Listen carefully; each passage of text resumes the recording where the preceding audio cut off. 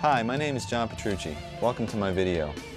I'm going to be discussing and demonstrating various concepts, ideas, and approaches that have helped develop my style and sound. And hopefully you'll walk away with some insight on practicing and songwriting and developing your overall skills as a player.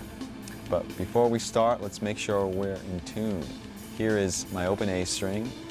Get that in tune with your A string and then tune the rest of your guitar to that. I'll see you when you're done.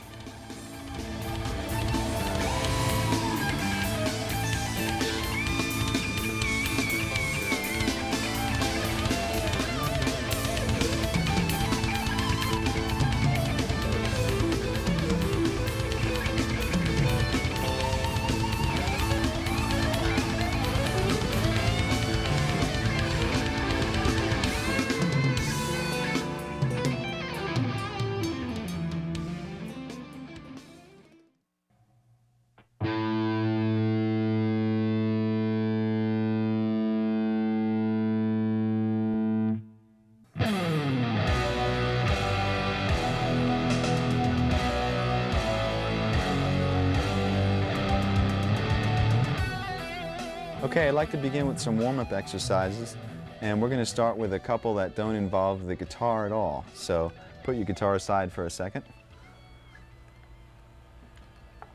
And what we're going to do here is we're going to stretch the muscles that basically are involved when you're playing guitar. And I really think this is essential to having a productive practice session or gig. And it's also essential to not hurting yourself and cramping up. And it's very similar to what an athlete would do before they went in to play a game or do some exercising. Okay, the first one begins with stretching the back and shoulders and arms. And guitar players tend to slouch when we practice, so these are really important. We're going to start with stretching your arm across your chest. Ooh, my arm just cracked, and yours might also. But you can feel it basically right through your back and your shoulder and your arm. And you should hold these stretches for about 10 seconds each. And then do the same thing with the other arm. Then after that, you can pull your elbow up over your head like this. And you can feel that stretch right through here and in through your back. And then once you do that, you can repeat these exercises as many times as possible. You can move on to your wrists. And we're going to start with stretching this part of the wrist by pulling your hand gently towards you. Don't pull too hard. You don't want to hurt yourself. Just feel it sort of warmly burn through here. Hold that for 10 seconds. And then do the opposite this way. And you can feel that burn through here. Don't pull too hard and don't crack your knuckles. You're just trying to stretch the wrist.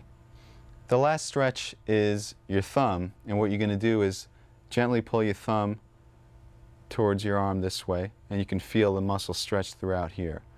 And then repeat the same procedure with the other hand, and you can do this as many times as you feel necessary. You should hold each stretch once again for 10 seconds each. Now let's move on to massages.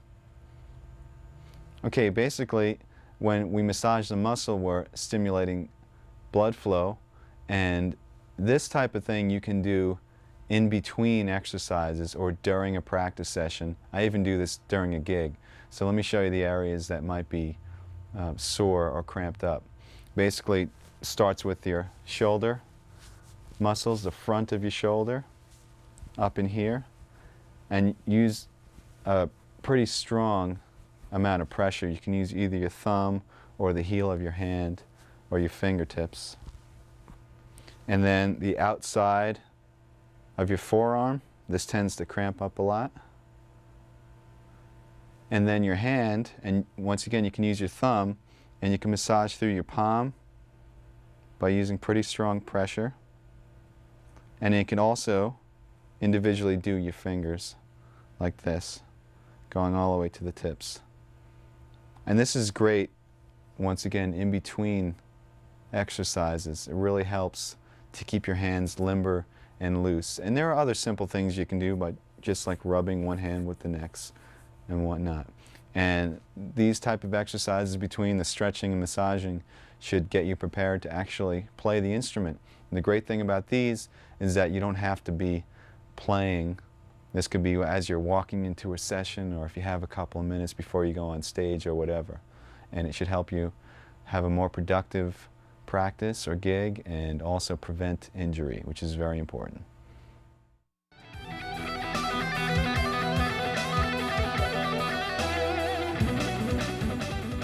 Okay, now I'd like to demonstrate some warm-up exercises applied to the guitar. So pick up your guitars again. And basically what I'm going to show you is a few exercises concentrating on the stretching and independence of the left hand, and a few exercises concentrating on the freedom and accuracy of the right hand, and then we'll combine the two. Remember, the goal here is not to develop mega speed, but really just to warm up your hands and get them comfortable so later on we can accomplish some bigger tasks. So first let's work on the first left hand exercise.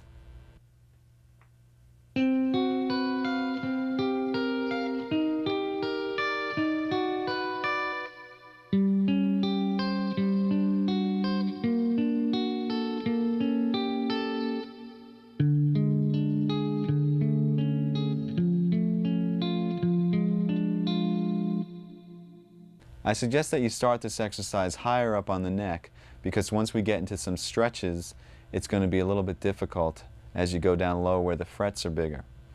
And basically, your right hand isn't really that important right now. I was playing the notes separately. You can play them as chords if you'd like. You can play them without a pick. It really doesn't matter. We're concentrating on the left hand. Make sure that the notes ring out clearly, because what we're really working on is the stretching and independence of your left hand. Also use a pretty strong pressure. Now what's happening here is that I'm playing on 4 adjacent strings with a basic chord shape. It sounds pretty ugly. In fact, most of these chord shapes sound ugly, so turn your volume down when you practice. And then we're taking the 2 inside fingers, 2 and 3, and we're reversing them like this. Then we're taking your 2 outside fingers, 1 and 4, and reversing them. And then taking the 2 inside fingers and putting them back to their starting position. The next step is to just move up the chord shape to the next string group. So between the A and the B string, and repeat the same motion, and then move up to the last string group between the low E and the G string, and repeat the same 4 chords again.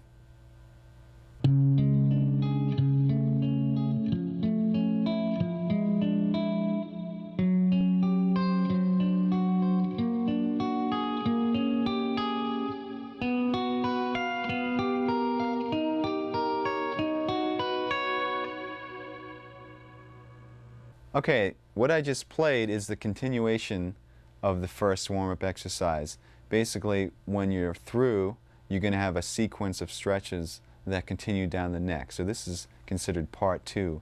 And what I did is I started in our original position, which was between the low E and the G, and we were in the 10th position, and I stretched the first finger down a half step and kept the rest where they were, and did the same sequence of finger moves. So in other words, then reversing the 2 middle fingers, then the 2 outer, and then the 2 middle again, and just continued up to the next string group, and then to the final string group again.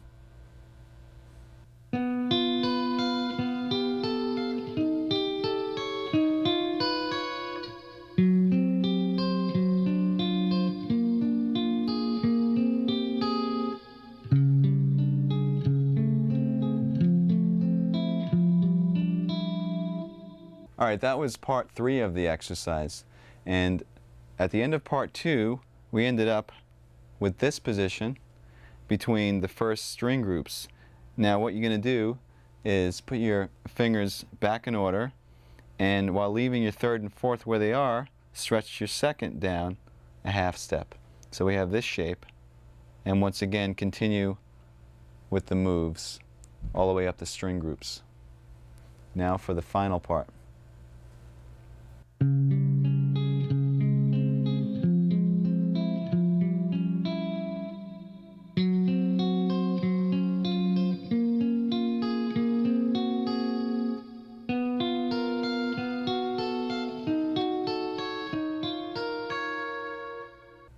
Okay, that was the final part, and if you haven't guessed already, what we did is we moved our third finger down a half step while keeping the pinky where it was. So we had this shape. This time the stretch is between your third and fourth finger, and continue with the pattern until we got up to the first set of strings again. And then all you do is you bring your pinky down a half step, which brings you to the exact same shape that you started with, but you're a half step lower, because we started originally in the 10th position, now we're in the 9th position. And that's the first warm-up exercise. Okay, the second warm-up exercise for your left hand is basically a variation of the one that we just finished. You can start in the 10th position again with the same setup, and we're going to do the same moves.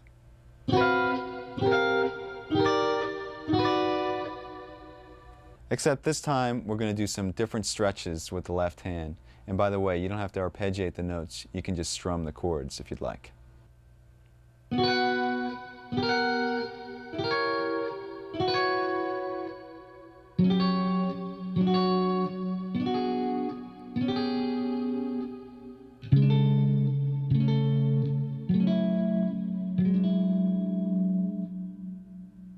Okay, this stretch was different in that instead of moving one finger down a half step, we moved the first finger down a half step and the fourth finger up a half step. So we have a double stretch between the third and the fourth and the first and the second. And then we did the same exact moves.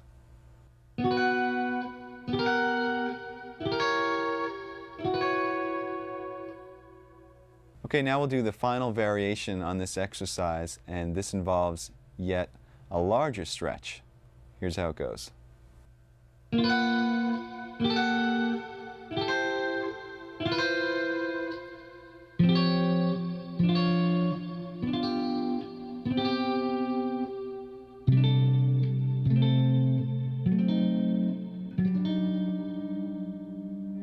All right, what we did here on the final variation is instead of just having a stretch between the first and second and the third and fourth, we have a half step stretch now between every finger. So you do that by moving your first finger down yet another half step, and then your second finger down a half step as well.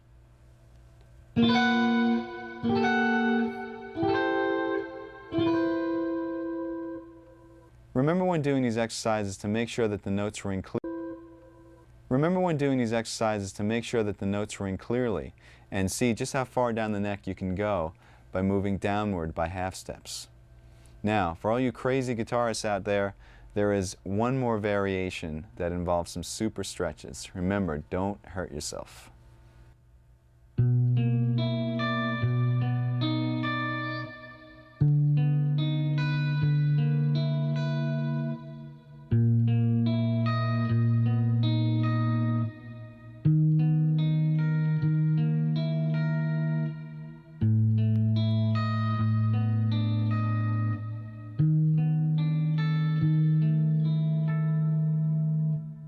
As you can see, I started out in a lower position, which made the final stretch a lot more difficult.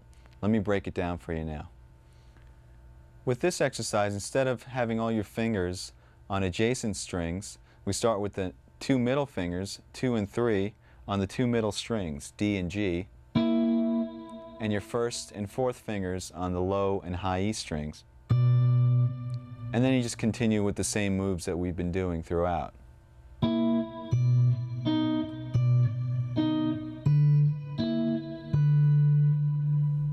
The moves from here should look familiar.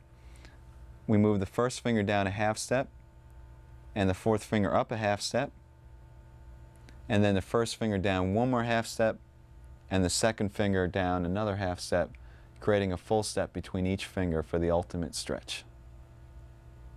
What I usually do is I play these exercises in sequence, one after the next without stopping.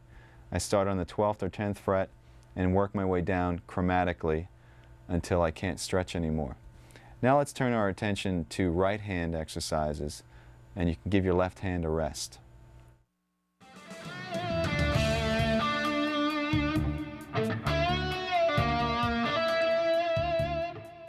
The next exercise concentrates on the flow and precision of the right hand and has many variations. So let me demonstrate it in its basic form.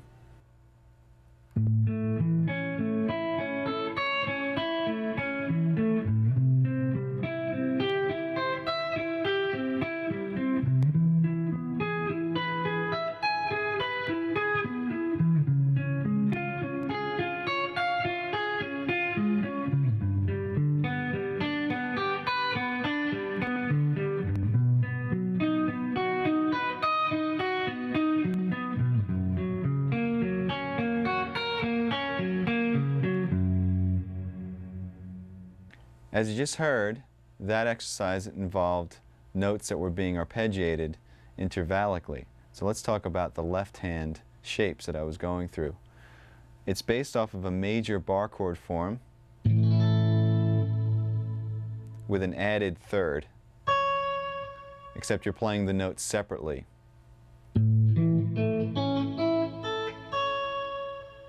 And then we just sort of intervallically disperse those notes.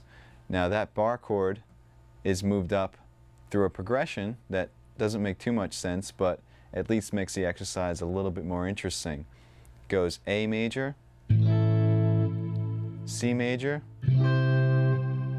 E major, C sharp major, G major, B major,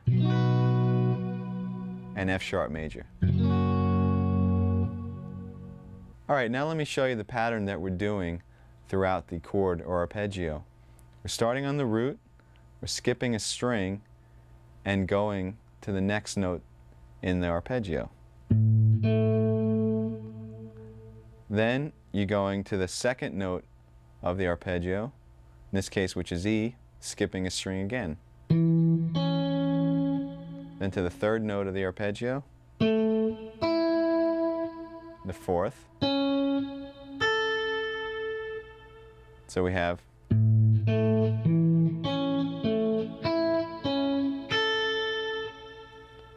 remember to pick down, up, down, up, down, up, down, up.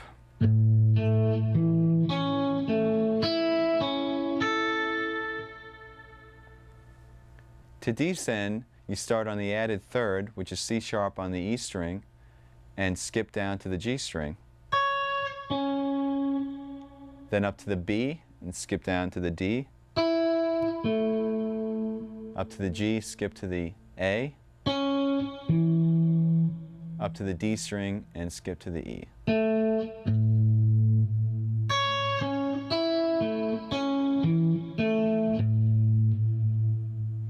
Remember once again to keep your right hand picking consistent. Down, up, down, up, down, up, down, up. Don't let that falter at all. So here's what it sounds like when you combine the two.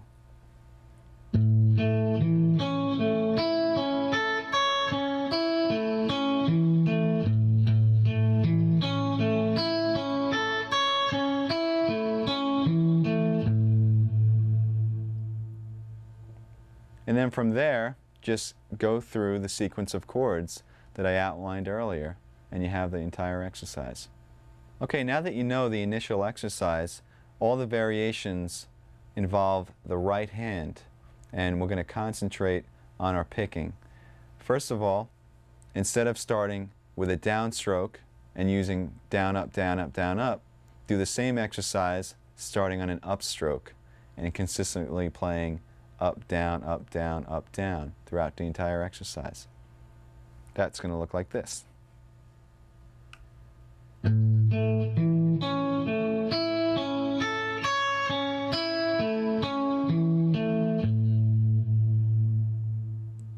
It might be a little bit more difficult at first, but the reason we're doing this is so in any situation you'll be able to pick. you're not always going to have the comfort of starting on your favorite stroke, whether it's down or up. You should be able to sort of get through anything that comes your way. Now, the other variations involve playing more than one time on each note. We're going to start with playing twice on each note, then 3 times on each note, and then finally 4 times on each note. Not only that, but starting each sequence with a down and then with an up. So let me demonstrate through the one chord what these will look like on your right hand. We'll start with the doubles, starting on a down.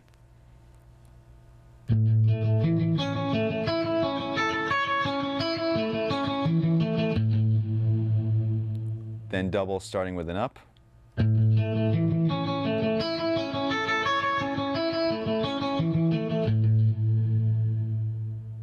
Then 3 times starting with a down.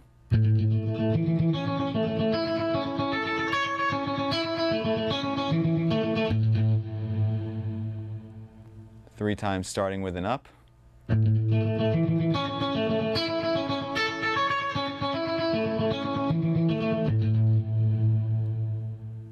4 times starting with down.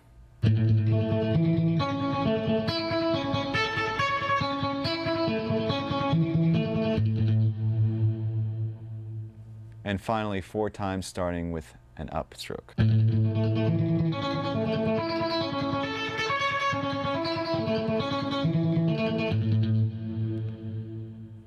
All right, what you're going to do is play each one of those variations through the entire chord sequence.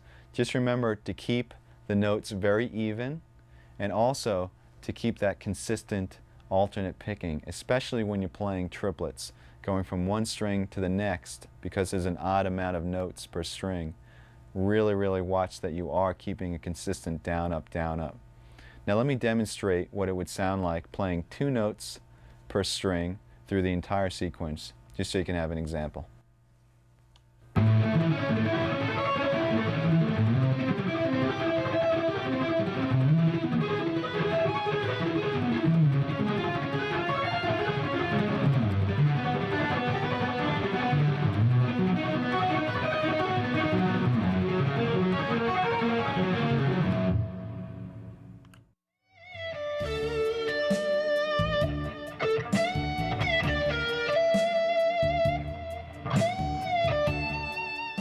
I basically have technique broken down into 4 categories. 1 is scalar or linear examples, 2 is arpeggiated examples, 3 is left hand or legato playing, and 4 is sweep picking. And what I do is I have files in a file cabinet, and I collect information from videos and books and lessons and whatever, and I file them according to topic. If it's an arpeggio thing that I learned from a magazine, I rip it out and stick it into the arpeggio section. And then when it comes time to practice, instead of saying, oh, there's millions of things, how am I going to practice all this stuff? Basically, I make a master list of what's in all those files, and that list changes from day to day. You constantly add to it. And you sit down and you basically customize a practice session. So let's say you have about 2 hours to practice. I personally have 4 categories, so I'd pick one item from each one of those categories and practice that item for a half hour. Move on to the next, practice that for a half hour. And then by the time I'm done after 2 hours, I've covered the entire topic of technique.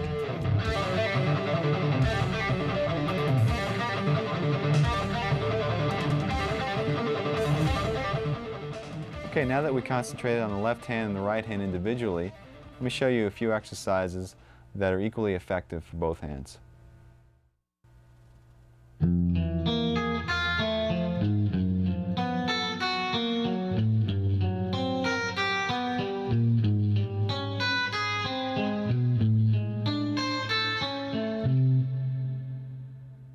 Okay, this exercise starts with your first finger on the low E string on the first fret in the first position. Skips over the A string, goes with your second finger on the D string on the note E, and then your third finger on the G string on the note B flat, and your fourth finger on the high E string on the note A flat, and your right hand is picking, once again, down, up, down, up.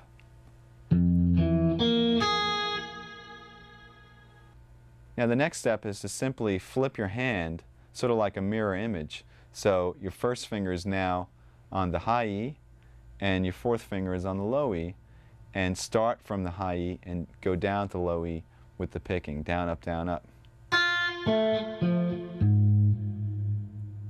And combine the two.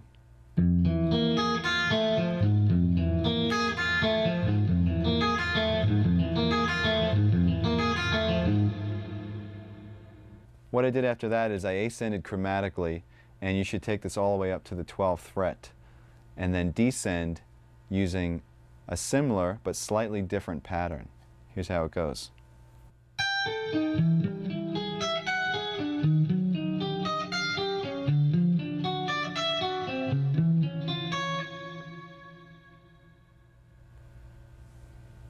Okay, all I did there is, instead of starting on the first finger and ascending 1, 2, 3, 4, we started on the pinky on the high E and descended 4, 3, 2, 1. Once again picking alternately, and then we reversed that image like a mirror and started on the fourth finger once again on the low E.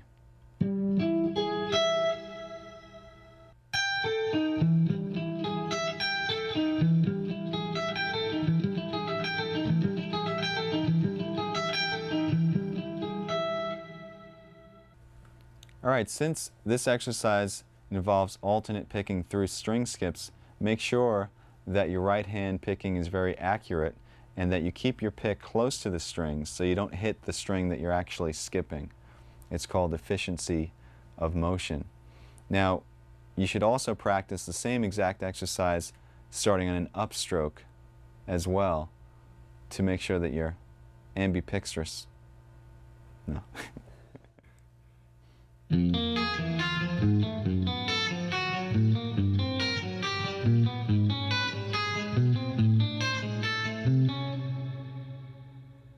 That was a slight variation on the exercise that we just did. Instead of playing the notes in order, 1, 2, 3, 4, I'm playing 1, 3, 4, 2, 1, 3, 4, 2.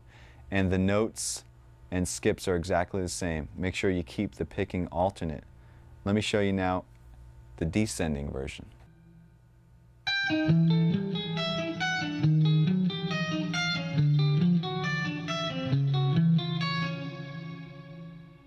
Alright, that was another slight variation, this time on the descending pattern. Instead of playing 4, 3, 2, 1, you play 4, 2, 1, 3, 4, 2, 1, 3, and continue that pattern down the neck chromatically.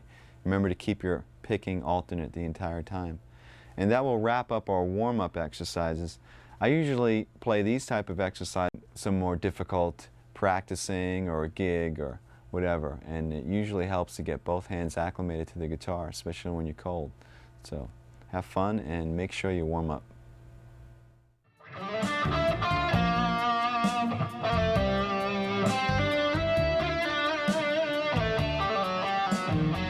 In order to realize our creative visions, it's essential that we develop the craft of our instrument, which leads us to the area of technique. I'm going to show you a whole bunch of different exercises that concentrate on developing speed and accuracy. Now for me, the most effective tool for developing these areas is the metronome. Whether that metronome is a simple click or a drum machine or sequencer isn't important. The important thing is that there's a steady and even pulse. Now practicing and playing to a metronome will help you to play accurately at any speed and also show you how to subdivide the beat any which way that you want. Now the first exercise involves a very familiar looking shape. It's based off of an A major scale in the 4th position, 2 octaves. So let me show you that fingering first.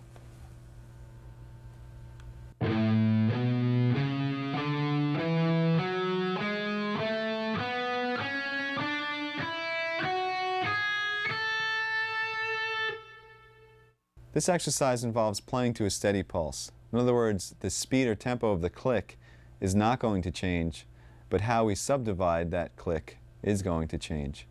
First, we'll start with playing one note per beat, which is chord notes. Now I have a metronome setting of 66 beats per minute, which is really slow, but by the time we're done, you're going to be playing a lot of notes per beat, so it's important that we start slow. Remember also to keep a consistent down, up, down, up, down, up picking pattern the entire time. Here is chord notes to the metronome. 3, 4.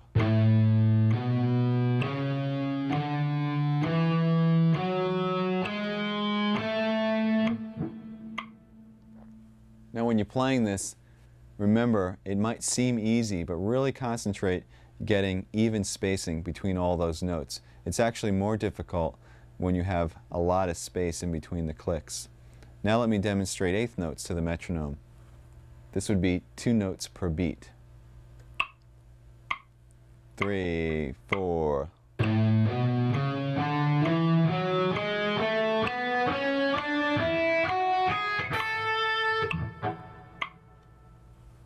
And now triplets, which is 3 notes to the beat. 3, 4.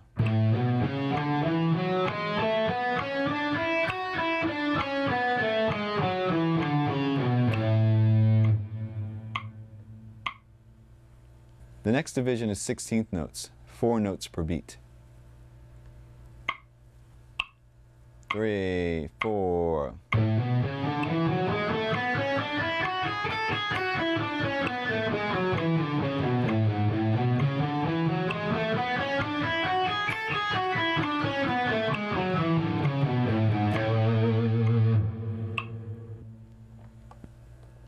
Now we're getting a bit faster. The next division is 6 notes per beat, or 16th note triplets.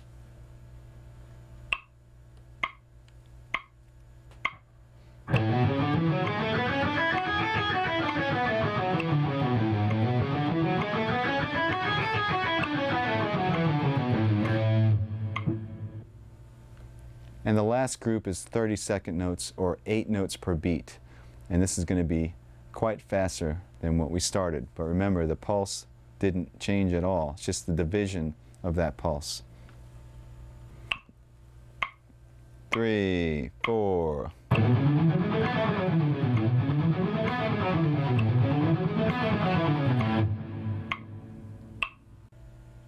Okay, now that you're familiar with playing to a metronome and subdividing the beats, I'd like to show you how to increase your speed. And what we're going to do here is we're going to develop accuracy at high speeds.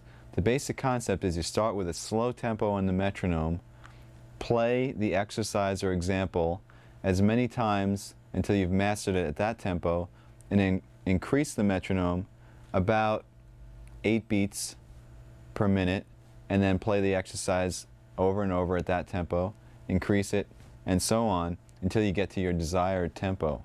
I'm going to demonstrate this with an exercise that uses chromatics, 4 fingers in a row, and they're played as 16th notes to the metronome. Let me show you the exercise first, then I'll show you how to develop the speed.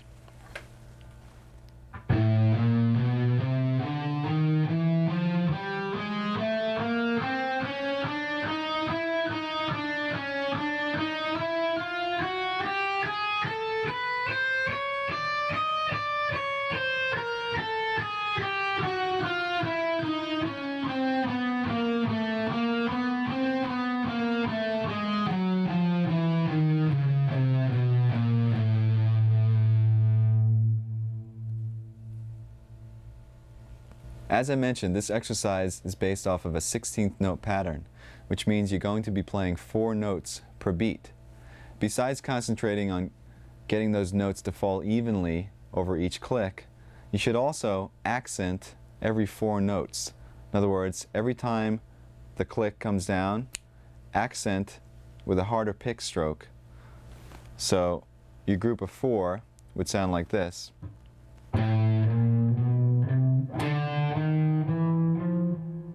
Etc., etc. Now what this is going to enable you to do is when you get faster and faster, that accent will be your reference point. In other words, at a slow tempo, your accent might just sound like,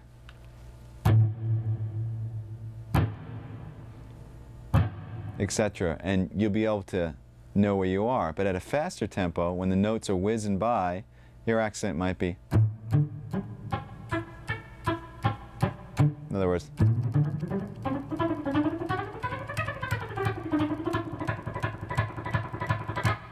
and that's how you know exactly where you are when you're playing at fast tempos. So what I'm going to do here is I'm going to show you how I would take this exercise and develop it speed-wise. Now, the first thing you have to do is you have to get a goal tempo. Let's say our goal tempo for today is 200 beats per minute. Now normally I would start this pretty low on the metronome, maybe about 100 or so, and it would take me quite a while to get to 200. But for the video's purpose, I'll start at about 120 and I'll increase it in larger increments than I would normally do, just to save some time. And what's going to happen is by the time I get to 200, hopefully not only should it be wailing, but it should also be clean. Another thing to keep in mind is your technique that you're using when you're playing slow should be the same technique that you use when you're playing fast. In other words, when you're playing slow, you're programming in your technique. So when you play fast, be consistent in your hand position and also in your left hand position, your right and left. Okay, here we go.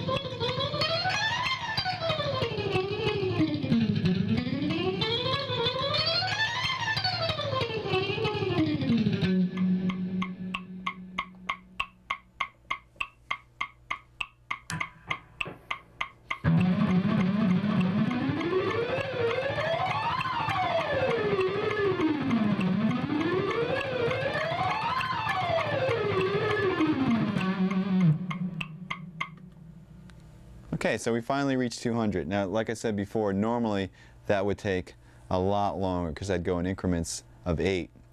Now, if you find at any point along that development that you just don't have it, it's not coming together, it's not clean, like I'm going up to 200. If 176, I felt like I was pushing it, it's a good idea to back the metronome down. Go to a slower speed. So I was at 200, let's say that was difficult. I'll go back down to about 170.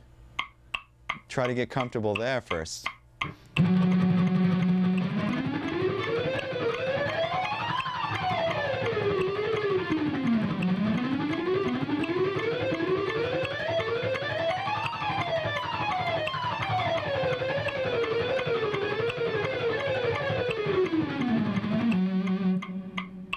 And then go back up to 200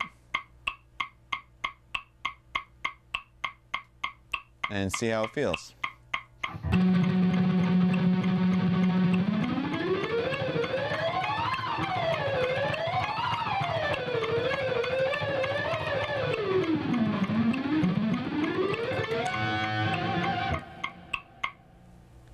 On a similar note, if you reach this desired speed that you're going to and you still want to push the envelope a little further, what you can do is, let's say you want to hit 208 now. Go past 208, go to like 216 and just kill yourself, and then go back to 208 and that tempo will feel a lot easier. Let's attempt that.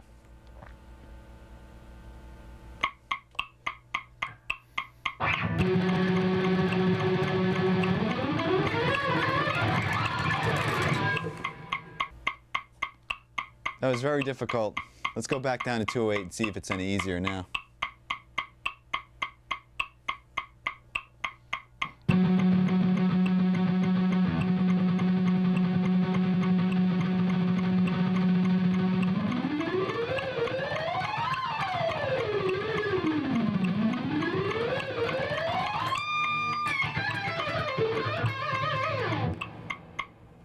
Okay, so it's pretty much there. So you get the idea about pushing the envelope and then going back. Just remember, make sure that you're clean and accurate, and remember to accent the notes as well. Okay, now I'd like to demonstrate the same technique, building speed and accuracy, but this time with a 16th note triplet pattern. You're going to play 6 notes per beat, and it's based off of a 3-note per string pattern in E minor. So here it goes.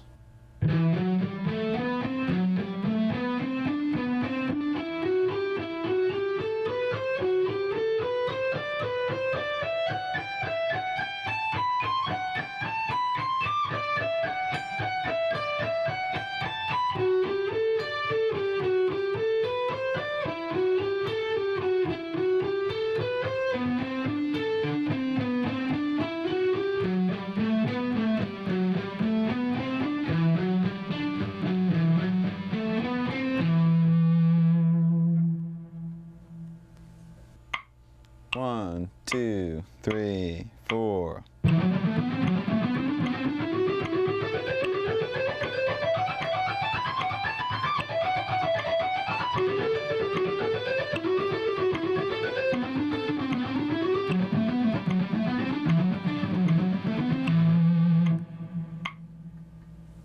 Okay, then you would follow the same steps to get to your goal tempo. Let's say your goal tempo in this case is about 126. Let's hear what it sounds like at that tempo. 1, 2, 3, 4.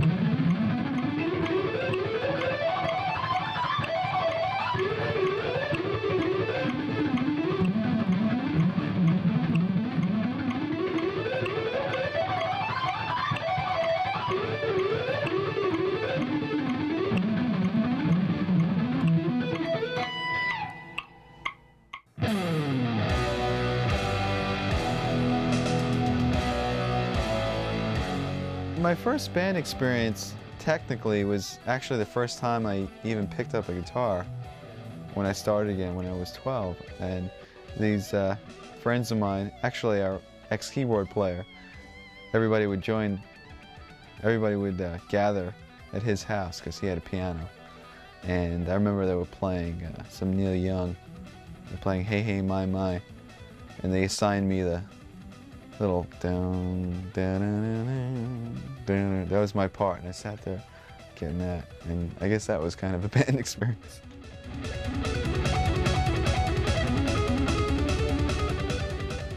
Another good way to develop speed is to work on what I call fragments or segments. That is, if you have a long exercise or passage that's really difficult to play, instead of trying to swallow the whole thing, take bites, work on small and then connect them one by one until you have the big picture. This way you can concentrate on one little thing at a time as opposed to tons of notes.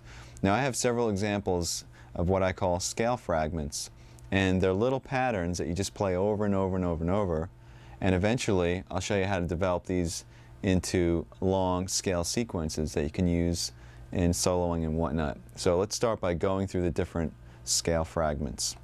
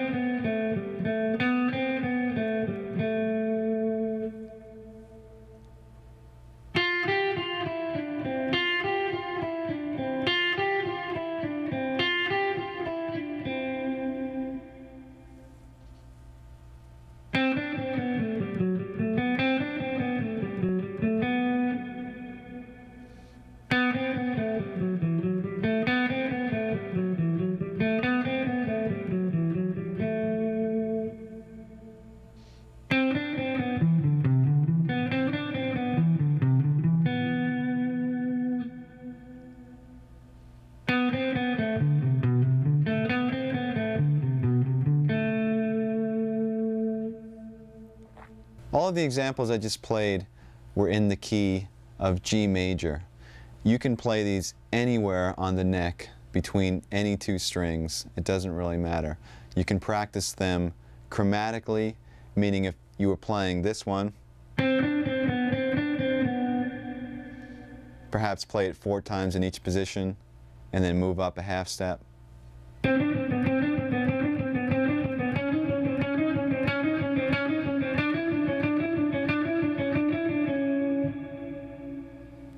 Or you can pick a key and play them diatonically. In other words, conform your fingers to the notes in the key.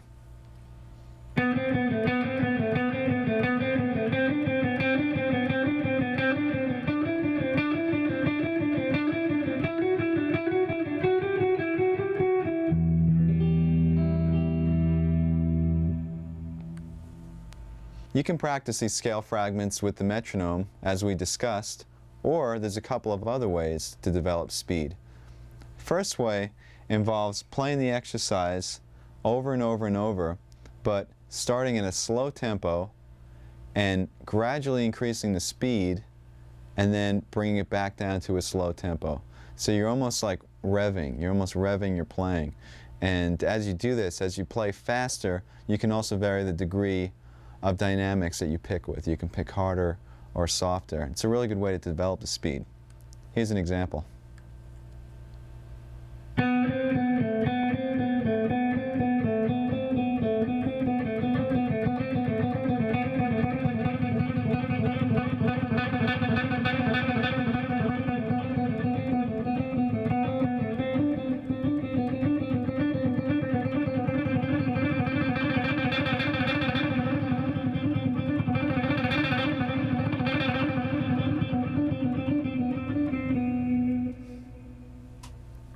Another way of developing speed is by playing the exercise over and over and over, but this time playing consistently at a slow to moderate tempo and then sort of blasting out a fast tempo only a couple of times. So in other words, you're jogging for a while, then you're going to sprint for a second and go back to jogging. This is a way to build stamina as well as speed. It sounds like this.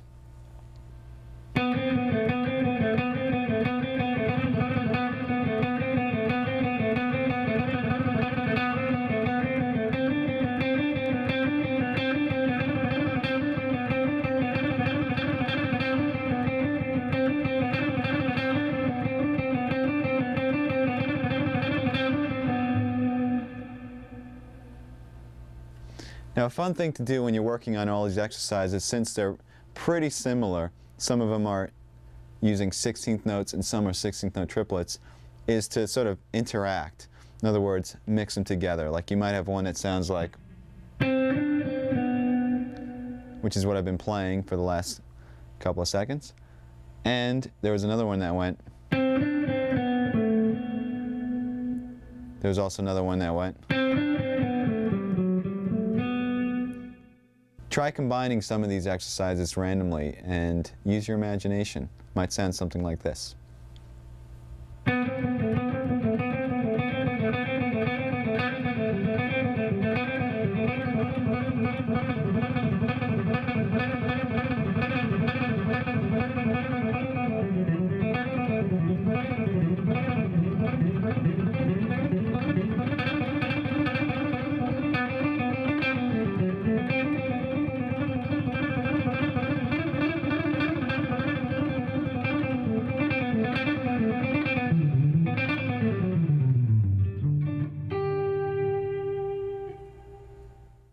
Each one of these fragments could now be used in a longer sequence of notes, perhaps a run through a scale or whatnot.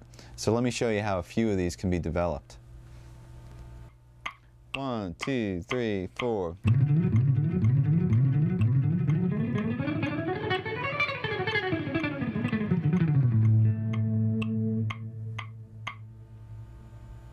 You should recognize the first part of that as the 3-note per string fragment that we did before. Except I transposed it to the key of A and played it through an A major scale.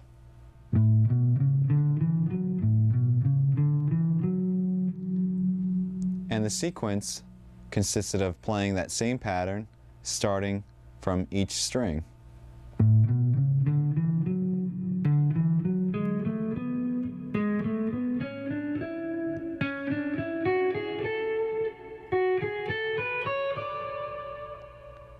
And then using the descending pattern to do the same thing.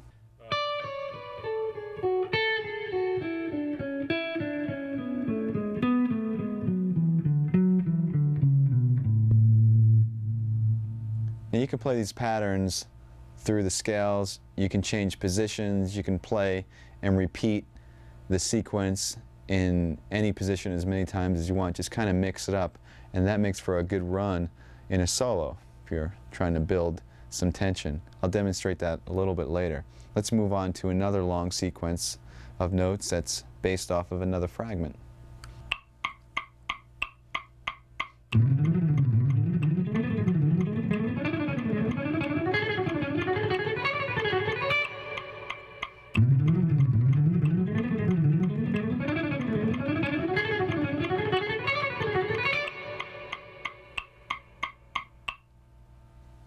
And here's the descending version of that.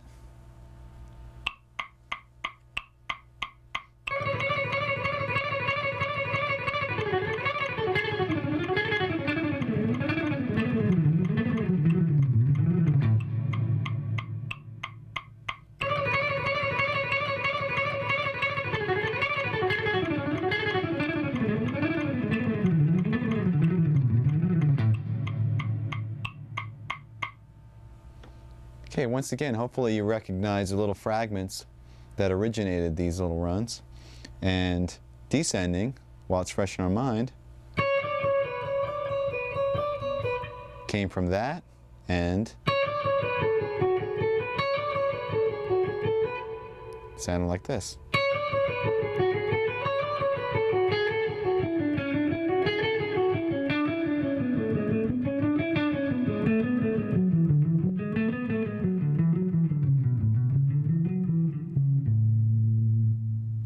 And ascending was pretty much the same thing, except starting on the first finger.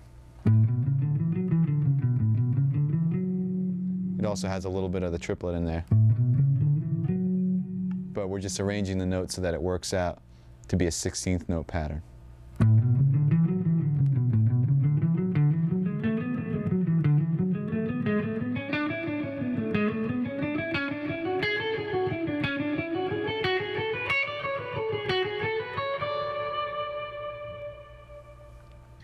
Here's another example using a fragment that includes string skipping.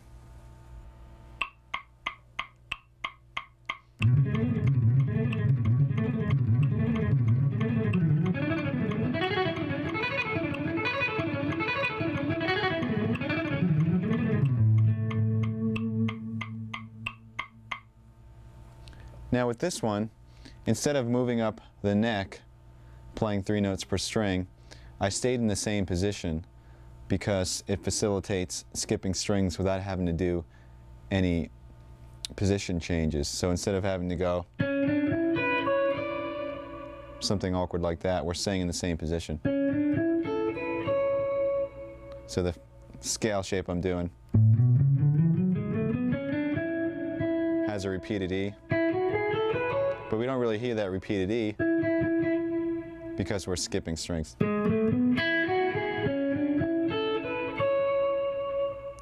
Here's the pattern slow.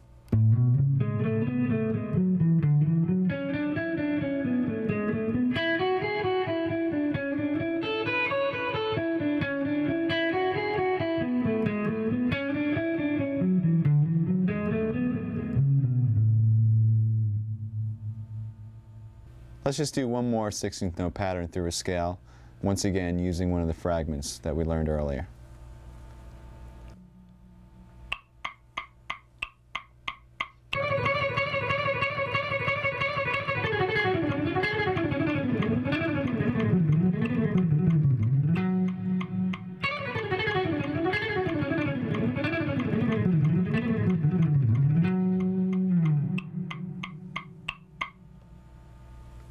Here it is slow. See if you can recognize the fragments in this one.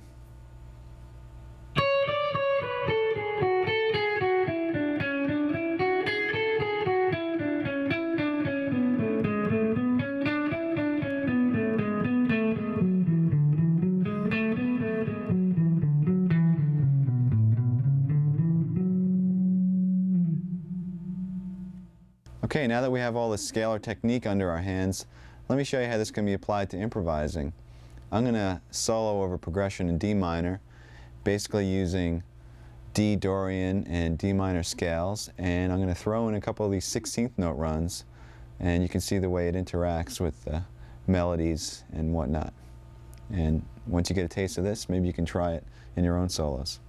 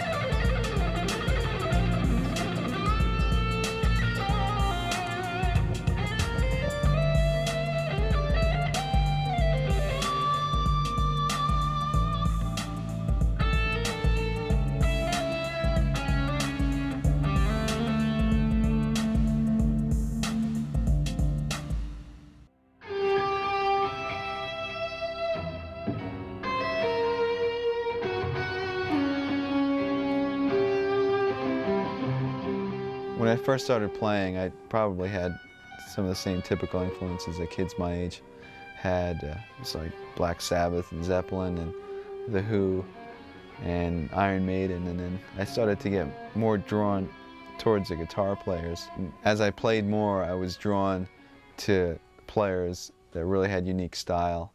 I was really into Rush and Alex Lifeson and Steve Howe with Yes, Randy Rhoads, and then I finally discovered Steve Morse, and my life changed. I heard the Bash for the first time, and I was just like, this is unreal. Got every Dregs album, and started getting into Steve and the Dregs, and Al Di Meola and Alan Holdsworth.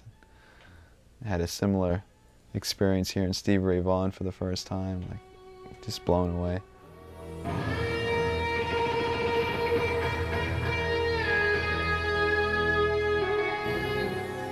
One of the more difficult techniques for most guitarists is using alternate picking through arpeggios.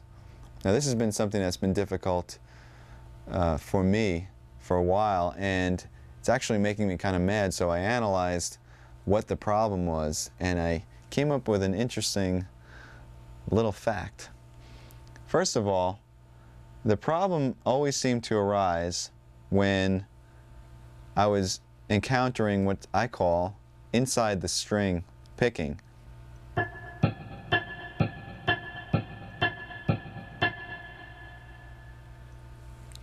that to me is really difficult because it seems like your pick is kind of trapped in between these two strings, as opposed to playing on the outside of the strings like this, where it feels like you have a bit more freedom of motion. To experiment and see if this is a problem for you, I suggest playing two notes on adjacent strings, let's say A on the G string and D on the B string, and first try picking them starting with a downstroke and then with an upstroke. And let's see how that feels. Try it at various tempos, see how fast you can get it.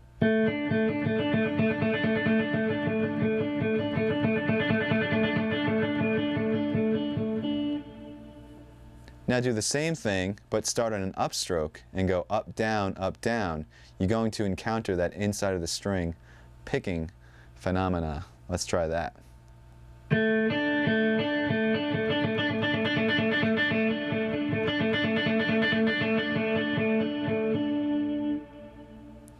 Now my right hand immediately starts to tense up as soon as I encounter that inside of the string technique, and I think it's because I feel like I'm sort of trapped and I have no range of motion. This is usually a problem for most guitar players. Some guys have this taken care of, and we'll have to shoot them all. But anyway, how do you practice this?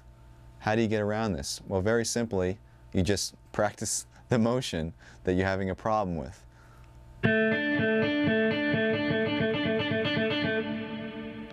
Now, this could be very boring if you sit there doing that for any period of time that's going to make it effective. So what I've done is I've come up with a little etude that practices and concentrates on the inside of the string picking. And by the way, if you ever have something that you're trying to work on and you need to develop it, come up with some little progression or etude or song. It makes it a lot more interesting.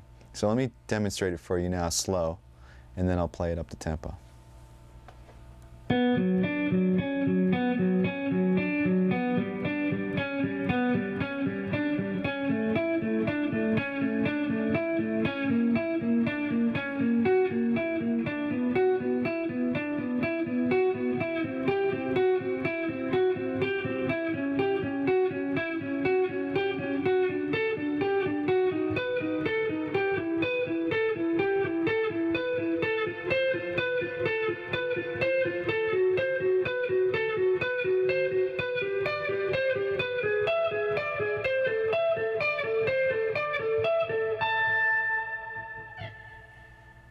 Now I'm going to demonstrate this up to speed with the metronome.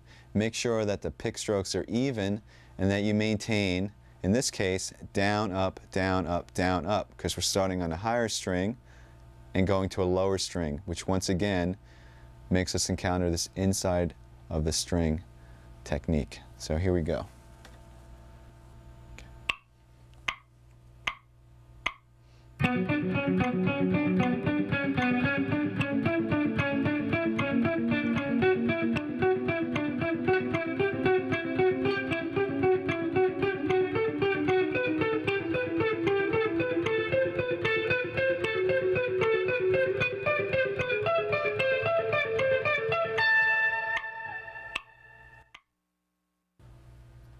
Now that exercise specifically narrows down the problem and concentrates only on that problem.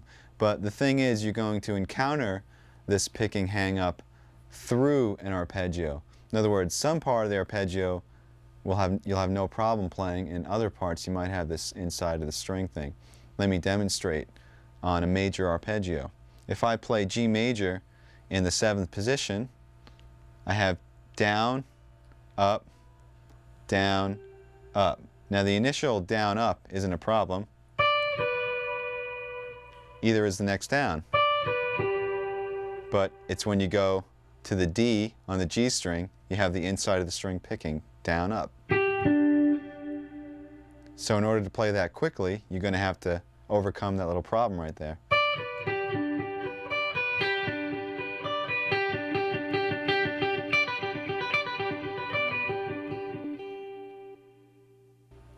So once again, instead of practicing that same arpeggio over and over, I came up with another little etude that incorporates major and minor arpeggios, and that picking hang-up is kind of snuck in the middle of the arpeggios. So it's not just only concentrating on that, but it's incorporating it into a larger picture. Here it is slow.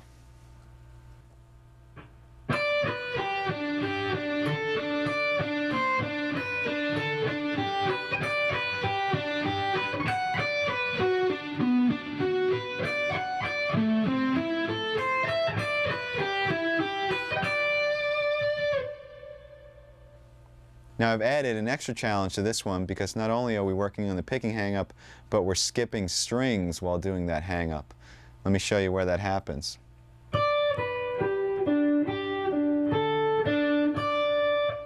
Right over here between the D and its octave, between the D and the C, between the D and the B. You're playing up, down, and also trying not to hit the B string while you're at it.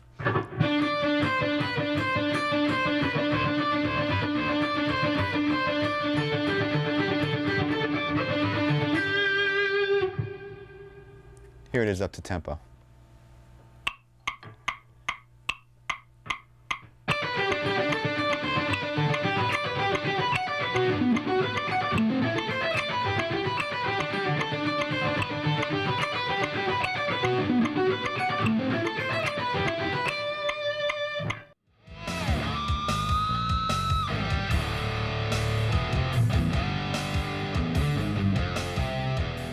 I first picked up the guitar when I was 12, and I didn't take any formal lessons. I took music theory my last 2 years in high school, so I had 2 years of that, and I went to Berkeley right out of high school. A couple of times I had some scattered lessons before Berkeley. I took a few lessons to try to prepare myself, and I remember going to group classes with a friend of mine, but I never really took any formal continuous lessons. By the time I went to Berkeley, I had been working on technique and chops and stuff like that, and I had a couple of years of classical music theory. So when I came into Berkeley, all the things like arranging and sight singing and harmony and a jazz perspective, I had no clue. So I remember taking the placement and just getting in like level 1 of everything and starting from scratch. And I think that the most I learned there was in harmony and about chord structure and progressions, and also how to continue to learn, because that was one of the things that I kind of picked up on, is that there's such a resource out there, whether you're going to school or not. I mean, it's great to go to school because you have the discipline of going every day, but there's just so many resources out there. And the students that really applied themselves, whether it was to the library, the listening rooms, or attending recitals, they really excelled. And the ones that just kind of sat there and thought it was all going to come to them eventually weren't there anymore.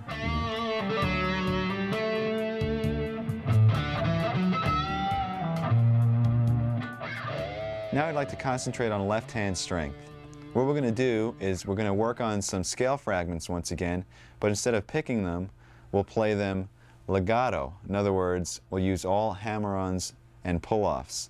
And basically, I'm going to show you a couple of different patterns, and then I'll show you how to practice them. So let's start with the legato patterns.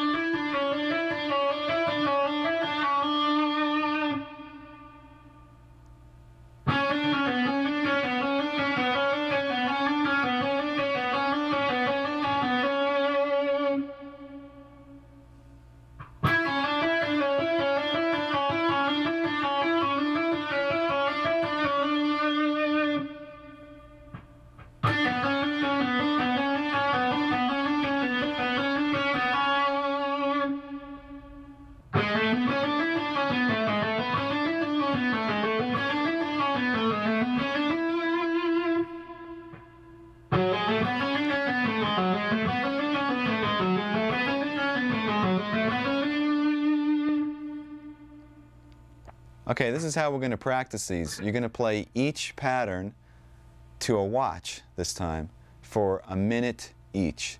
If you feel like you need more, you can do each for 2 minutes or 3 if you'd like. The idea is to not stop. Do one exercise into the next, a minute each. And you can play them at varying speeds. Just make sure that the notes are clean and that you're using complete legato technique. Now, with the last couple, notice I did pick, except I only picked when I was ascending from the D string to the G. Happened right over here.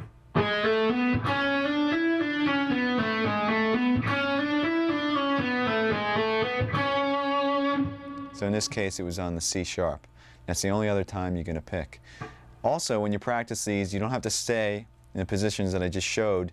You can practice them on any string. You could stretch your fingers out. You can play them in any position, in any key, diatonically or chromatically. Let me demonstrate a little bit.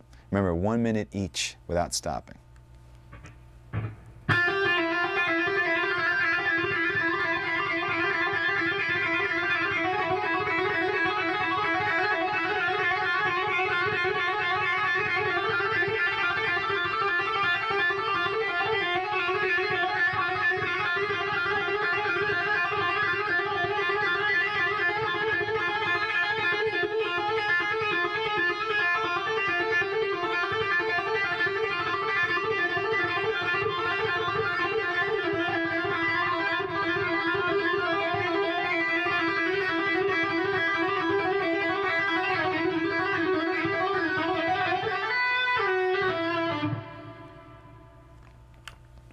That's the idea. Okay, once you get those all practiced, I suggest that you do our little massage thing that we talked about in the beginning, and also stretch your wrists, because it's time to take those fragments and put them into expanded sequences through scales using very little picking. Once again, this is called legato. Here's the first exercise.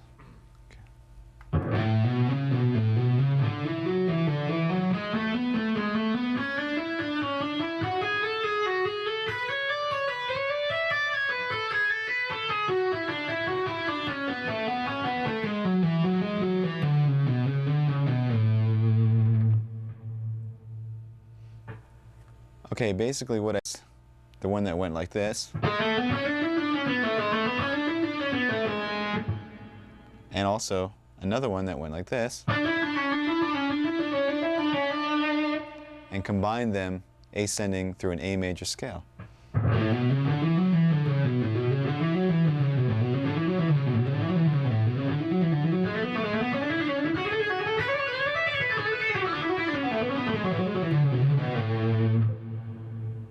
Descending, we shifted up to the next position in the key and worked our way back down the scale. Let me play the two scale positions by themselves, just so you know what they sound like straight through.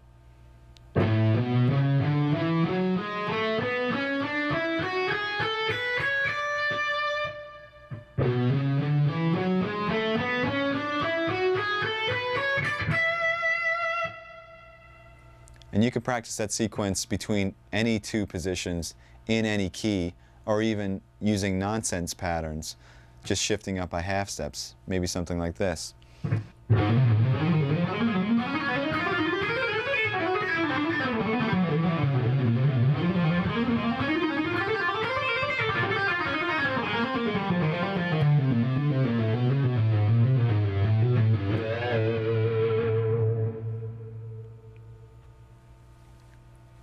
Now let's hear the original pattern up to speed.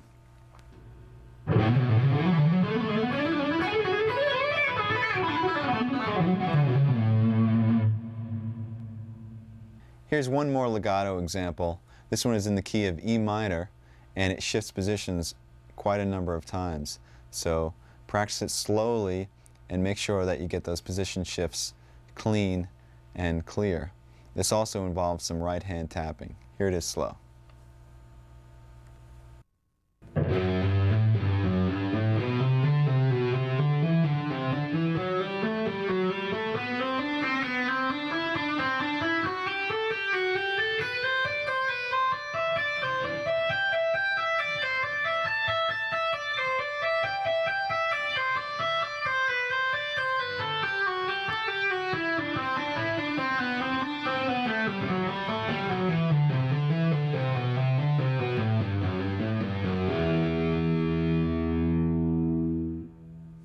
Let's break this down into segments so you can practice each section and then put it all together.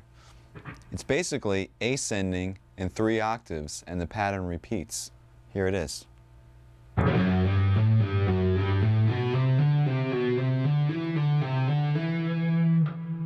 it's starting on F sharp and ending on E, and then starting on F sharp an octave higher,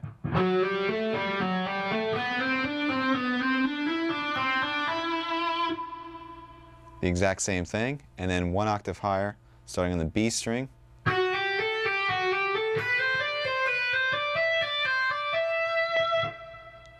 So this is a perfect example of practicing segments and then connecting all of them to get the whole run, because you might just want to practice each octave at a time.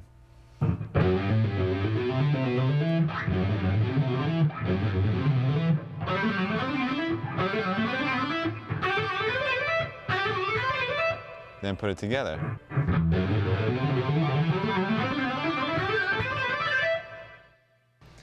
When you get to the top, you're tapping the G on the high E string, and it's basically a double tap. And then you're tapping A, and then back down to G.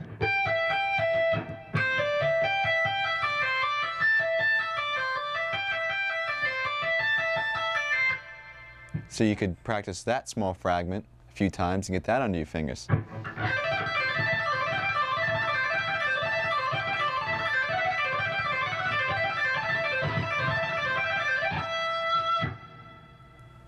And descending, we have another 3-octave pattern.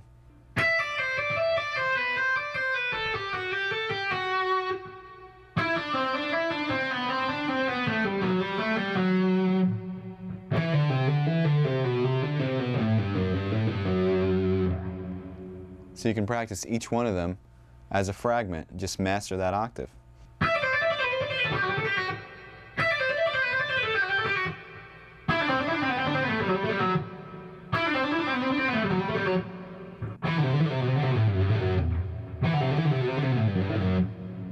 And then put them all together.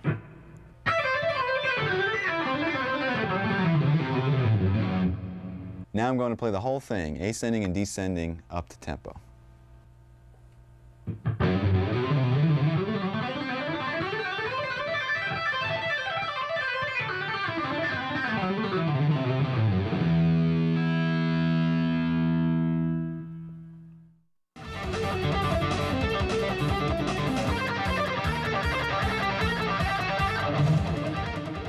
When we first started the band, we were all 17 or 18 years old.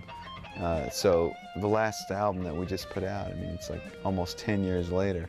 So I think we've all matured as songwriters, and you know, we listen to the old demos and whatnot, and there's bootlegs of those demos and stuff, and it's just like, oh my God, what were we thinking, you know? So it's the music and writing has definitely evolved.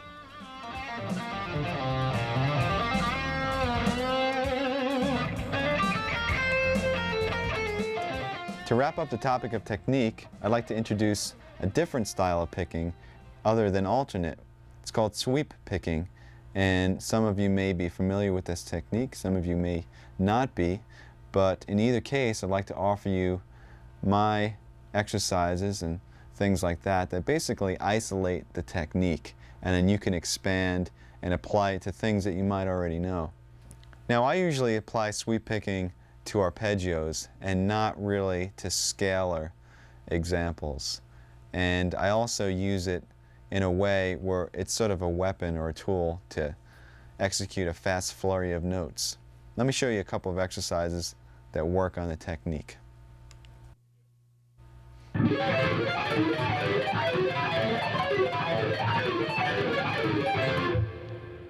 All right, there's two things to keep in mind when working on this exercise. One of them is to separate the notes of the left hand. In other words, you're not playing chords, but you're separating the notes and playing arpeggios. And also, with the right hand, you want to separate the notes as well. In other words, don't strum them all together, but push down on the pick so it knocks into the next string, sort of falling from string to string. You don't want to make separate motions like this. You want to push the pick down, down, down, down, and then up, up, up, up, pushing against the strings. Now you can actually mute the strings and work on just the right hand.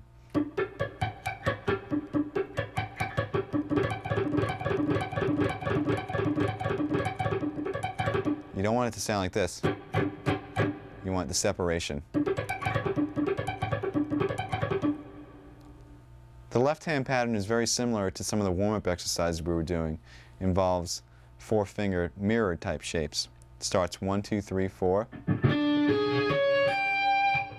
Then reverse and go 1, 2, 3, 4 again, starting on the high E. Move up a half step and play 4, 3, 2, 1 from the D to the E string. Do the mirror image and play 4, 3, 2, 1 from the E to the D. Here it is again.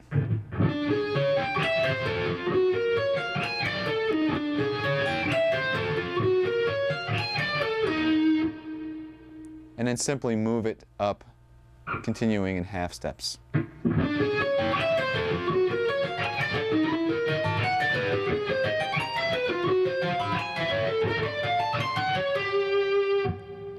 You can also play this on different string groups if you want.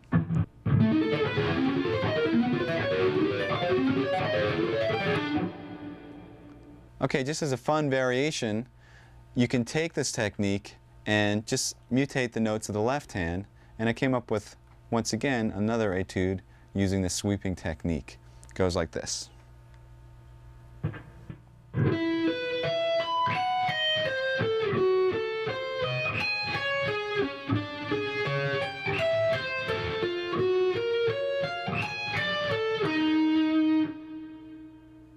Here it is played to the metronome at 176 as 16th notes up to speed.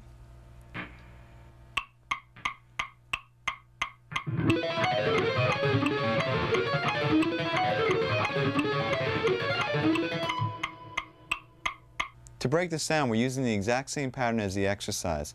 In other words, 4 notes ascending and 4 notes descending, and then doing the same thing starting on the pinky, except I just changed the notes.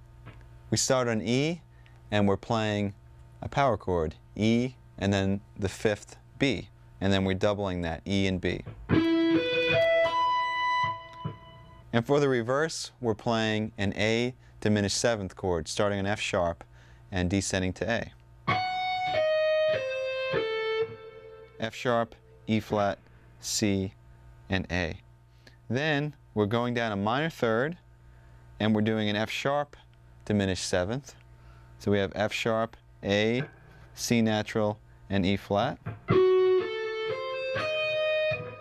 which is actually the same thing as an A diminished 7th in another inversion.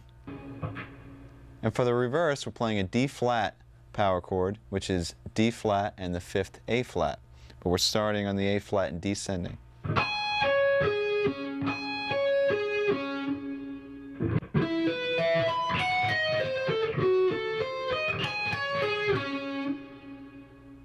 And to finish it up, we're doing the original exercise.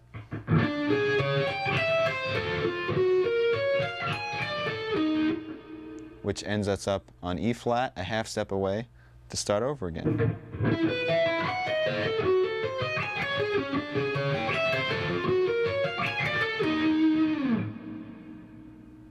Here's one more sweep picking exercise. This one's applied to arpeggios. Let me demonstrate it for you slowly.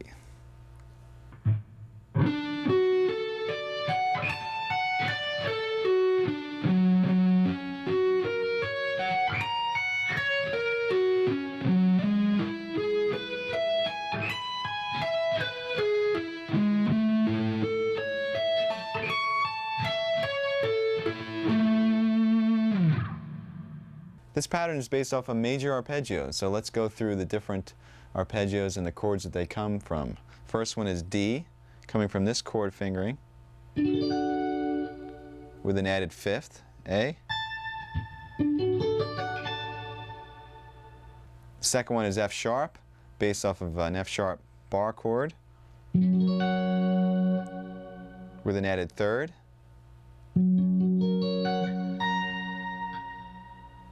The next one is E major, based off of this chord form, once again with an added 5th. And the last one is A major, based off of this bar chord with an added 3rd.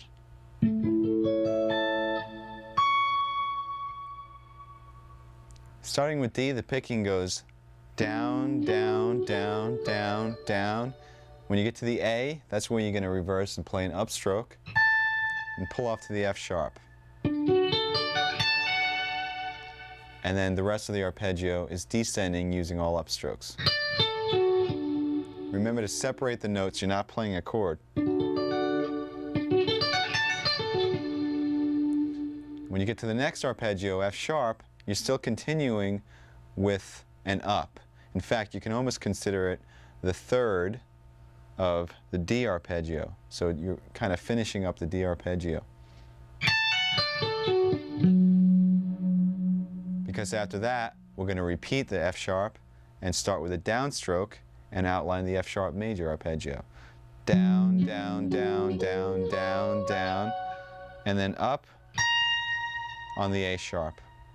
Pull off to the F sharp and continue all consecutive upstrokes to finish off the arpeggio.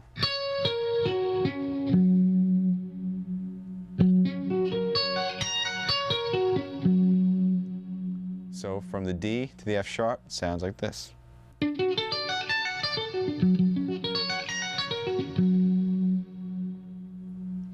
Then we're going to move up to G sharp, which is the third of E, and basically we're going to follow the same exact pattern. So starting with a down, reverse at the top where the fifth is, do a pull off and come back down using all ups. Repeat the third of the chord, which is G sharp, and then move up a half step and play the A major arpeggio the same way. And that's it. Here it is up to tempo.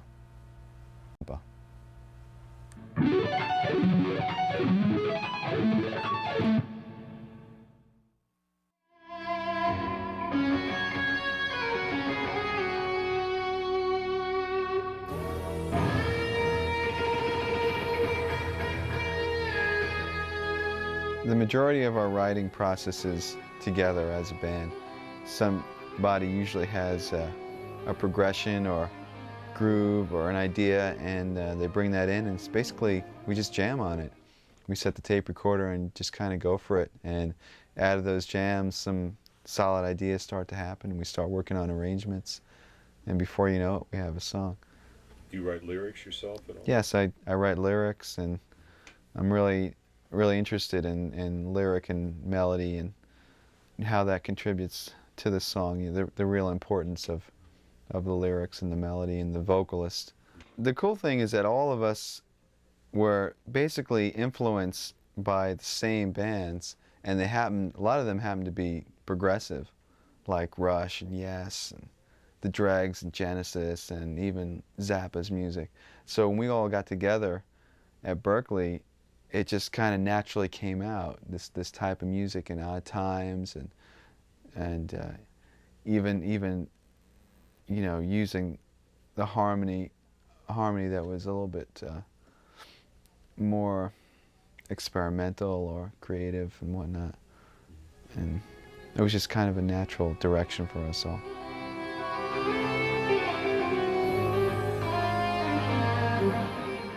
We've been focusing in a lot on developing techniques for soloing and chop building, but let's switch gears now and concentrate on building your chord vocabulary. What we're going to do is we're going to take the ever-faithful power chord,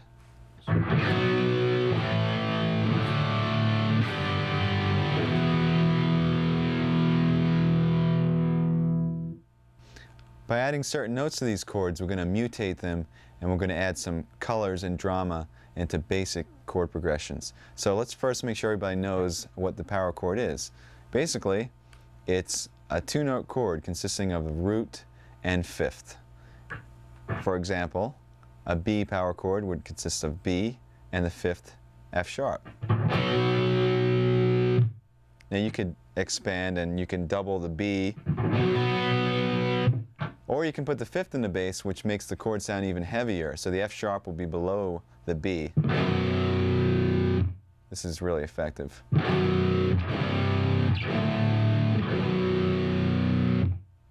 And one other type that's not really a typical power chord, but it's a progressive power chord. You take the root, the fifth, and you add the ninth on top. It sounds like this.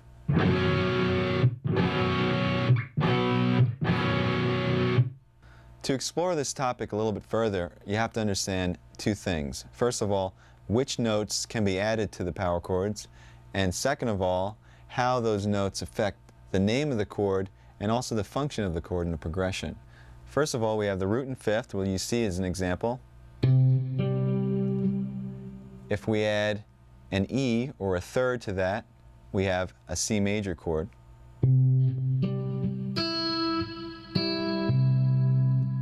If we add an E flat to that, which is a minor third, we have a C minor chord.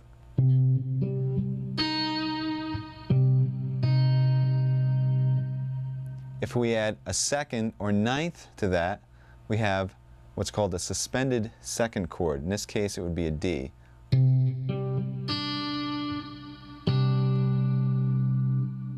If we add a fourth to that, we have what's called a suspended fourth. In this case, the fourth would be.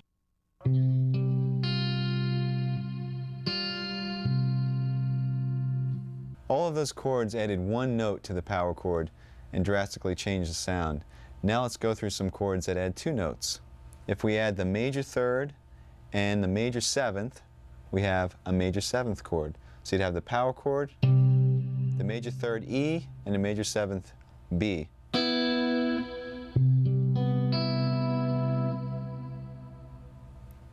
If we add the minor third and a flat seventh, we have a minor seventh chord. In this case, it would be an E flat and a B flat. Added to the power chord.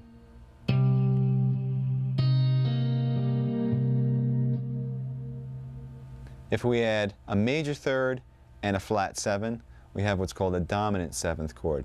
In this case, E is a major third, B flat is a flat 7th, added to the power chord.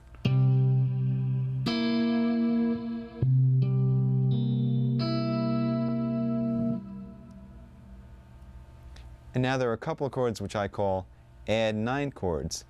What they are major and minor chords, so we're going to have a major and minor third added, and on top of that, the 9th as well. A major add 9 would add a major third E and a 9 D.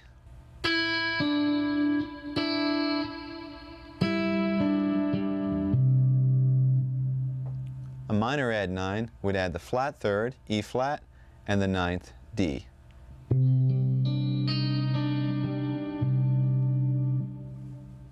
Now let's talk about how the 11th added to the power chord changes the name.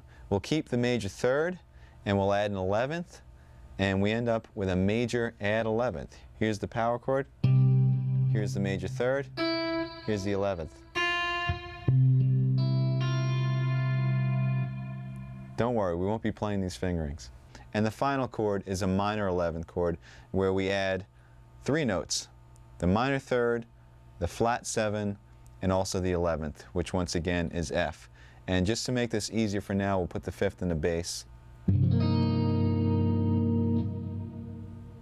Now what this new information allows us to do is to take a simple chord progression that you wrote, maybe you have a great melody going, and develop the sound of the chords to add some spice. Let's say the chord progression we have is all power chords A, F to G. Very, very typical.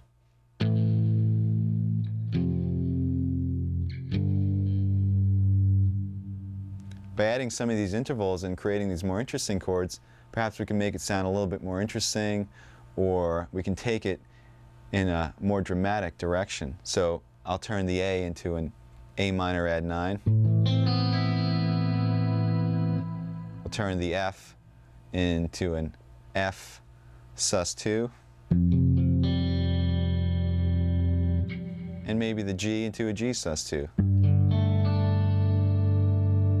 So what started out as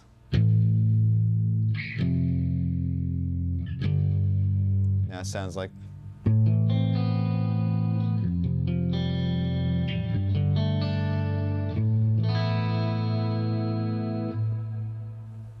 that's the basic picture.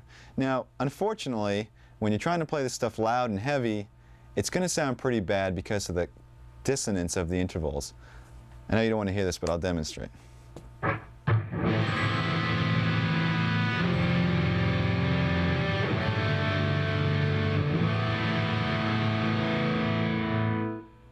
Some of them don't sound that bad, but once we start getting to 11ths and 7ths, believe me, it's horrible. People will cringe. So here's where orchestration comes into play.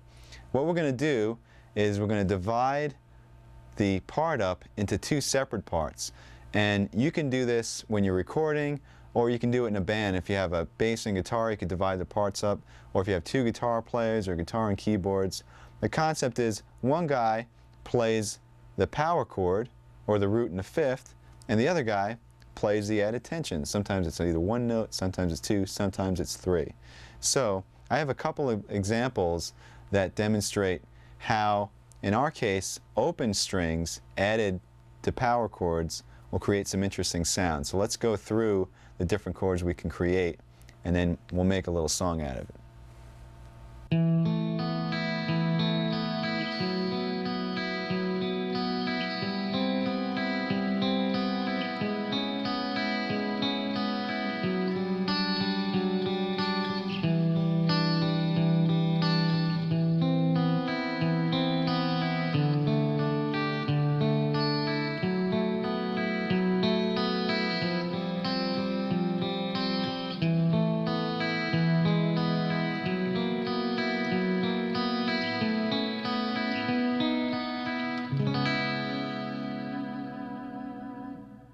The first power chord was an A. We added a second to it, and it created an A suspended second. Second power chord was a B. We added a fourth to it, and we created a suspended fourth. The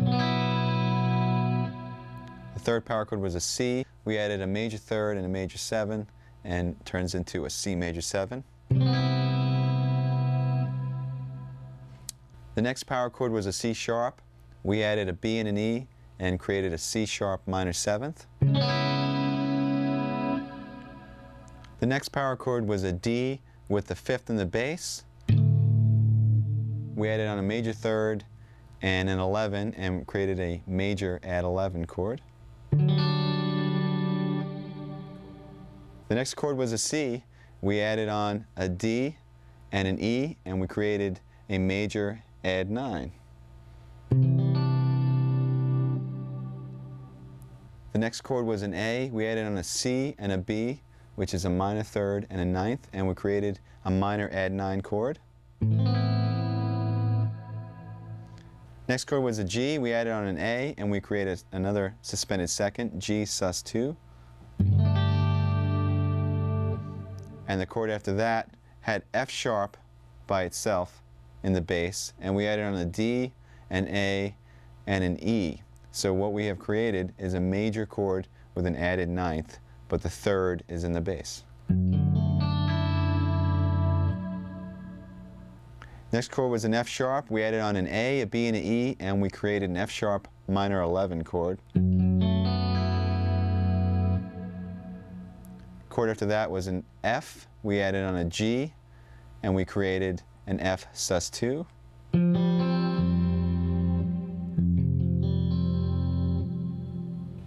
After that we had an E, and first we made an E suspended fourth by adding on the fourth A, and then we made an E major by adding on the third G sharp. So we had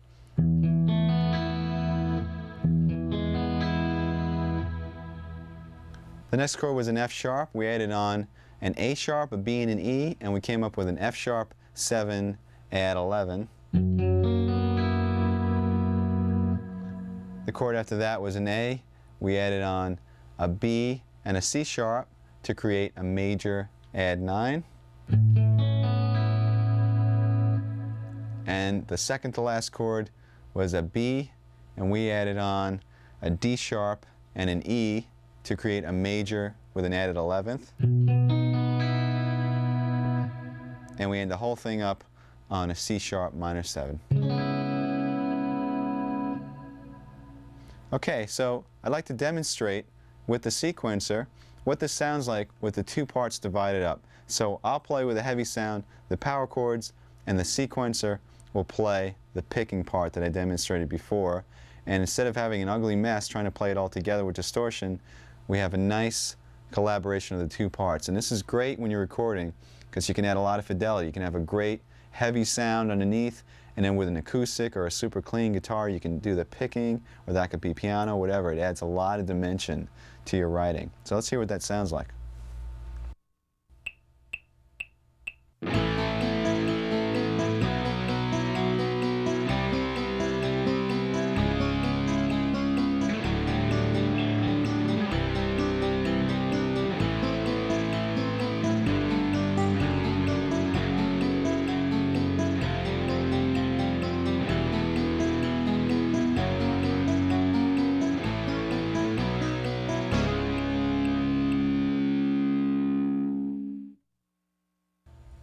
As you can see, our power chord has come a pretty long way. We started with some really basic nonsense, and we came up with some pretty cool sounding chords. Now, granted, the progression that I created for that exercise really doesn't make too much sense. So let me show you a little song that incorporates a lot of those chords and is more like a piece of music. I mean, you can use it for background to a vocal part, or it could be backing up a solo or whatnot, but it uses basic power chords that I'll be playing, and the sequencer will be playing the second guitar part.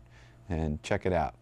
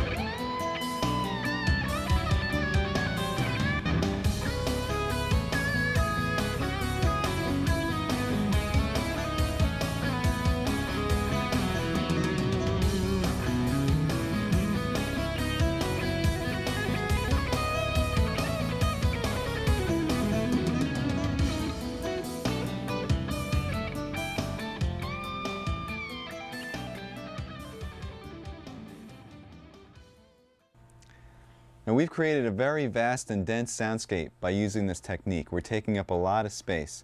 So it's important that you really listen to what the other players in your band are doing. For instance, let's say this type of interaction that we just went through was going on between bass and keyboards. It might not be necessary for you to play a moving part along with that. You might want to choose a soaring melody or some lush chords in the background. The point I'm trying to make is that you should really listen for space when you're writing. Listen for register and listen to what the other people are playing. This way you contribute what's right for the song as opposed to just worrying about your own little part. Remember, the song comes first.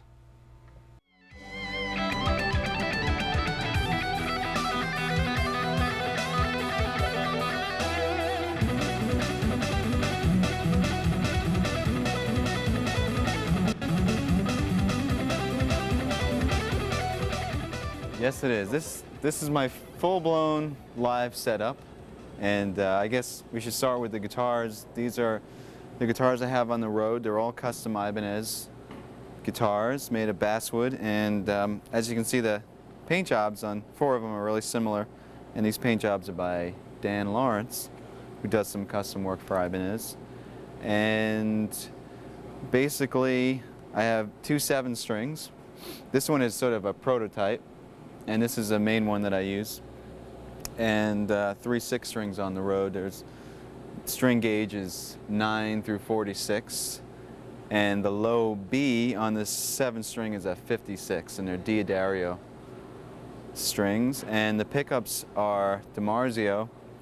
As you can see, each guitar is the same setup, just 2 humbuckers, and they're all direct mounted into the body. There's no middle pickup at all, and the knob placement is so that my hands don't sort of knock into anything.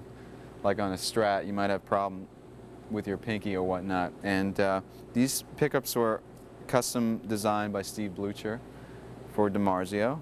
And basically one of the interesting things about these, as you can see on all the other guitars, is there's one 3-way toggle switch. And the cool thing is that in the middle position, you have the center 2 coils on, but they're still hum canceling. It gives a really sweet sort of scooped sound for clean passages, particularly. And the frets are 6100, and it's a rosewood fretboard. This is my live setup. This rack was custom designed by Mark Snyder, and basically you got 4 Mesa Boogie cabinets. They're Celestion Vintage 30 speakers in those cabinets. And what's going on here is I have an amp switcher, and the amp switcher is switching between 3 different preamps, 2 Triaxises and a Boogie Mark II-C Plus. Everything that's in the rack, like the Crybaby and the noise gate and the volume pedal and the parameter pedals, are all hooked up through this multi-pin system that goes to the pedal board, which I'll show you in a second, and it makes setup very easy. And also, the rack has a data dump. It's an Alesis data disk that allows me to save or reload any of my MIDI programs for the PCM 70 or the TC Electronics 2290, or even the Mesa Boogie Triaxis. So once again, on the road, it's really important to have backup and to make sure that nothing goes wrong. And it's also very well shielded. All the grounds are isolated from the chassis, so you have no buzzes. Or once again, it's really important from venue to venue with the different sort of RF and electricity that goes on in these stages. I use these picks. These are Jim Dunlop Jazz 3s for all the electric playing.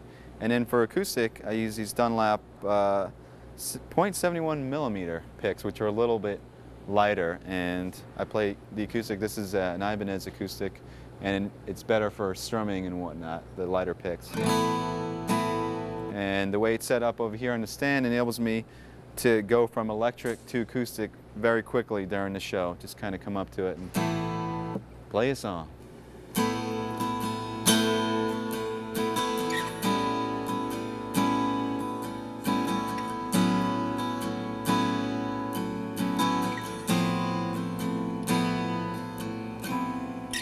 Okay, this is the pedal board that I use live, and this was custom designed by Mark Snyder. Once again, as you can see, here's the other end of the multi-pin that's coming in, and basically that has all your connections for the tuner and the Mesa Boogie Abacus pedal board, parameter pedal, a volume pedal, and a wah pedal, and that includes all the AC. Just one cable right to the rack and to the pedal board. And this is how I change my patches. Basically, each patch is designed so all your effects and amp switching and whatnot happens just with the press of one button. The cool thing about this rig is that it's very versatile. So not only do I have different patches for different sounds, let me demonstrate. You have a clean sound setting, different types of clean sound settings, like some with some cool delays.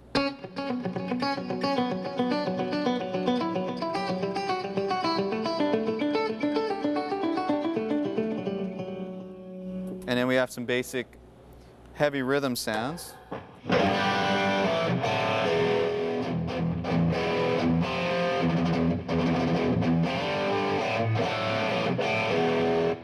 Some other rhythm sounds with different choruses and whatnot.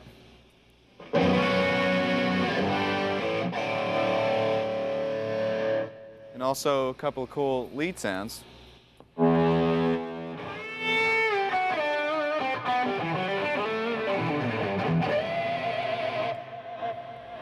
One of the cool aspects about this pedal board is the real-time control over the parameters. In other words, I can control the parameters of the tri-axis to shape the sound as I'm playing, or I can control the effects parameters to maybe add some more delay or take delay out or reverbs or whatnot.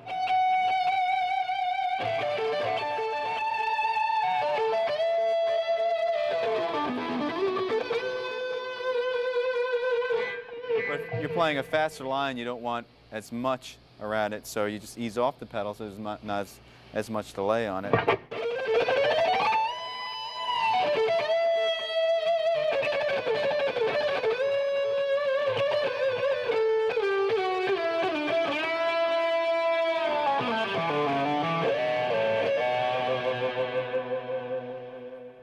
So you have full control over what you're playing.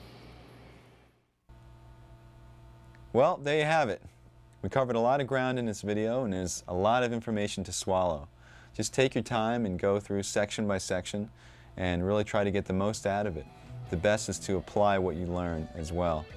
I hope this has been inspiring and that you can use some of these ideas and approaches in your own playing and writing. And I had a great time doing this video. I hope to see you on tour. Bye-bye.